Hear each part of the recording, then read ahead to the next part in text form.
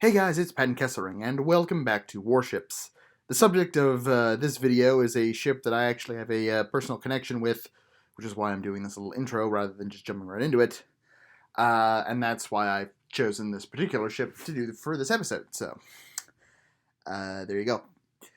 And I'll get into that more when I get into the video, but that's the reason I'm doing a specific intro for this. So, let's get on with it. The USNS Marine Lynx was a Marine Adder-class transport in service of the United States Navy as a troop ship of the C4-S-A3 design, a series of ships that will get their own videos. Anyway, the Marine Lynx was designed to transport soldiers to and from combat zones. As I said earlier, the Marine Lynx was a C4-S-A3 transport built by the Kaiser Shipbuilding Company in Vancouver, Washington, for the cost of $8 million. The ship was owned by the U.S. Maritime Commission, but operated by several lines, including the Moore-McCormick Line and the American President Line. It was laid down on December 9, 1944, and launched on July 12, 1945, being acquired on July 17th of that year. The ship was a Marine Adder-class transport that displaced 6,720 tons light and 10,210 tons loaded. She was 159 meters long, 523 feet imperial, had a beam of 22 meters, 72 feet imperial, and a draft of 7.9 meters, 26 feet imperial. The ship is propelled by one steam turbine, creating 13,750 shaft horsepower, driving one propeller, which gives the ship a top speed of 18 knots. The ship has a capacity of 1,500 meters cubed and can hold about 3,451 troops. The ship was approved on April 18, 1944, and was laid down by the Kaiser Shipbuilding Company on December 9th as MC Hull No. 2363, being launched on the 17th of July, 1945, and sponsored by Miss Henry Brockrick. She was delivered to the Moore-McCormick lines on the 22nd of October with the name Marine Lynx. Following the end of the Second World War, the ship helped return U.S. veterans from the Pacific. The ship left Portland, Oregon on the 3rd of December 1945, carrying troops to Japan, returning to the west coast of the U.S. on January 4th, 1946.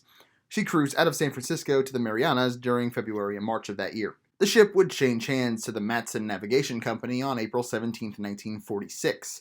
On the 23rd, she left on a troop run to the South Pacific, making port in the Fiji Islands and Australia.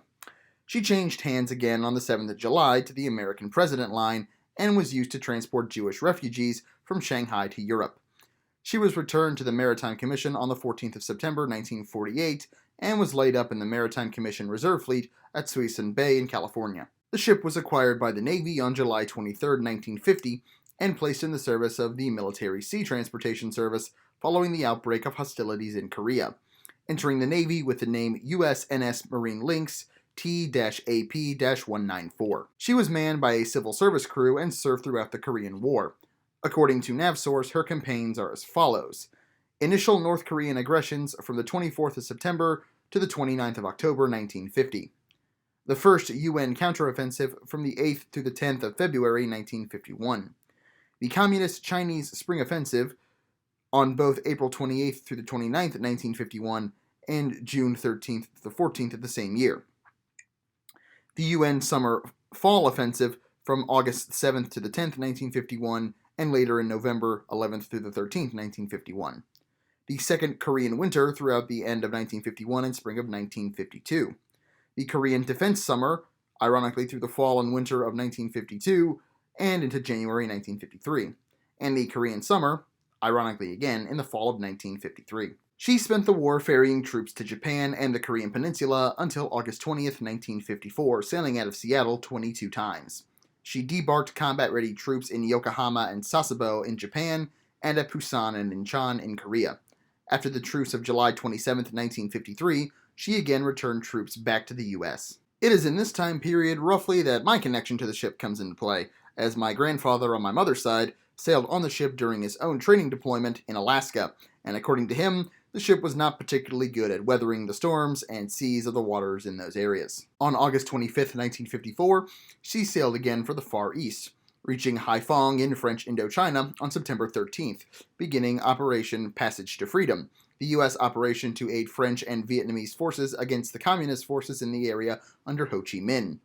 She embarked Vietnamese refugees fleeing from the north and departed Haiphong on the 18th of September, delivering them to Saigon. She completed 6 of these trips for the next 2 months, carrying refugees, French troops, and supplies. She returned to Seattle by the 16th of December. She remained in Seattle, was placed in reduced operational status on May 11th, 1956, and remained that way until the 4th of June. She resumed Far East service and departed Seattle on June 14, 1956, arriving at Incheon on the 28th, embarking peacekeeping troops and returning them to San Francisco. The ship was struck from the Navy roster on the 1st of May 1958 and was transferred to the Maritime Administration to be returned to the Reserve Fleet, this time in Astoria, Oregon.